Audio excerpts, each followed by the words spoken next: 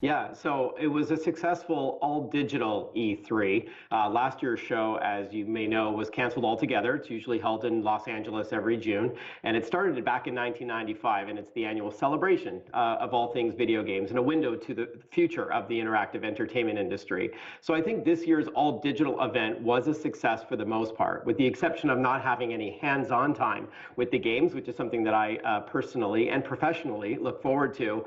It made sense to go direct to the consumer, right to their screens. Anyone in the world can attend. You didn't have to be in the video game industry. You didn't have to fly to Los Angeles. It was completely free. And if you weren't able to catch some of the live press conferences and fireside chats, you can watch it on demand. So I really think it was a win-win. And at the end of the day, we just want to see compelling software and hardware and game culture as well. And really all the boxes were ticked. So then to that point then, what were fans most impressed with this year? Well, it's a subjective answer I'll give, but I would say Nintendo really hit it out of the park today, almost best for last, if you will, the last day of the show. You know, with a few different titles, but including the latest Breath of the Wild 2 for the Nintendo Switch coming out next year. It looked fantastic. Nintendo's got this secret sauce, let's say. They just know how to make a game easy to pick up, but impossible to put down. So I think that was a hit.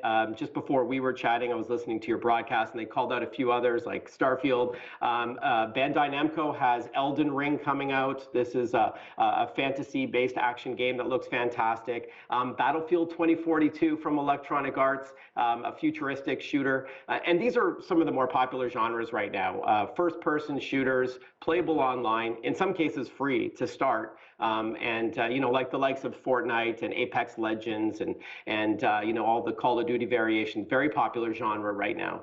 So then was there anything that fans were hoping for that they didn't get or that perhaps fell short? Well, Grand Theft Auto 6, there was some pre-E3 speculation that we may see the latest in that multi-million-dollar franchise. Alas, Take-Two Interactive, the parent company to Rockstar Games, did not show much in the way of new games, with some exception in the Borderlands universe. That's a popular action game as well. But more importantly, perhaps, they held a panel yesterday that was all about video game diversity and equity and inclusion. They continued their discussion about the endowment fund that they set up at the University of Southern California to help Black and Indigenous folks get more into video game colleges and help them become game programmers and designers, you know, vowing to give some funds there and to support the community. So I applaud that all around. I think a lot of the people in the video game industry do like these efforts to improve, you know, across the board, you know, inclusion 100%. That's certainly welcome news. Now let's also look at the industry's performance during the pandemic. Who were the biggest financial winners there?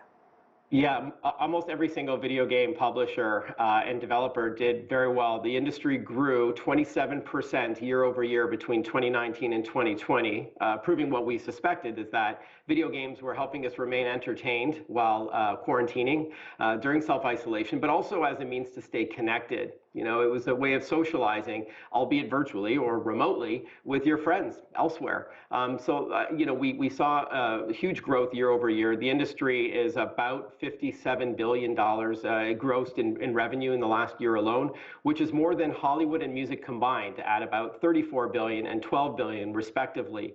And internationally, according to Newzoo, a $177 billion business that video games has ballooned to. So I think everyone has won. You know, the PlayStation 5 debuted, the Xbox Series X also successful, and then Nintendo. Well, you never underestimate Nintendo with the Nintendo Switch. Well, certainly something